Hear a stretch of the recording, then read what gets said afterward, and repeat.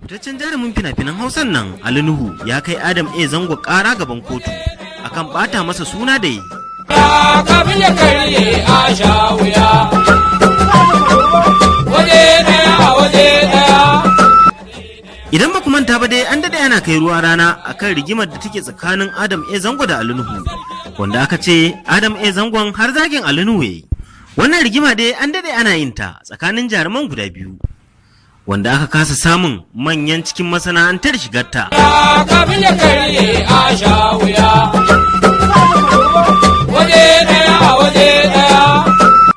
Wannan rigima dai ba ita ce karo ta farko a tsakanin jaruman guda biyu ba, dama an daɗe ana yin ta, bayan nan kuma sai a shirya. To wannan ce ta ɗauki dogon lokaci, kuma gashi har ta kai ga fitaccen jarumin Ali Nuhu ya kai Adam A Zango ƙara gaban kotu. Kafin ya karye a sha wuya. Waje ɗaya a waje ɗaya. A yanzu nan da fitaccen jarumin nan Adam A Zango ya sanya wata takarda a shafinsa na Instagram wacce take nuna cewar Ali Nuhu ne ya kai shi ƙara. Ga da yadda aka rubuta takardar kamar haka. Kotun ƙasa ta USC Fage za ta zauna tsakanin Ali Nuhu da Adam Zango.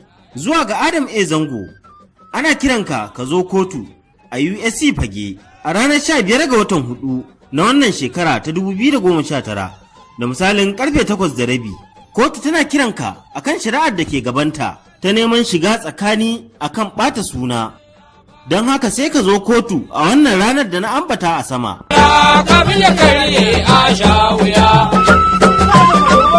Waje ɗaya a waje ɗaya. Wannan abin da ya shine abin da takardar ta kunsa, amma Adam A Zango bayan saka wannan takarda a shafinsa na Instagram ya ɗan yi magana kamar haka. Ya ce alhamdulillah, Allah ya sa mu dace, Allah ya sa muna da tsawon rai, na bayar da rai na fansa akan mutuncin uwata da mutunci na, kuma ba zan taɓa yin da na sani ba, ko menene zai faru da ni, in ji Adam A Zango. Kafin ya karye a sha wuya.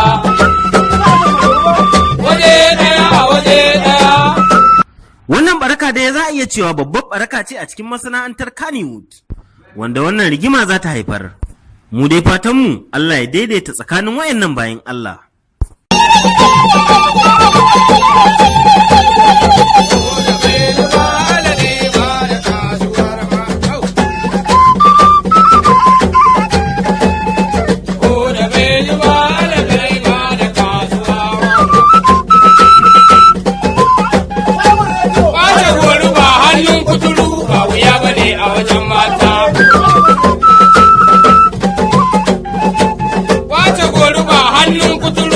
Ya bane a wajen mata.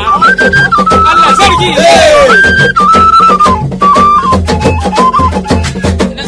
Da jemaje, da burburi da jemaje ana yin fada akan taku.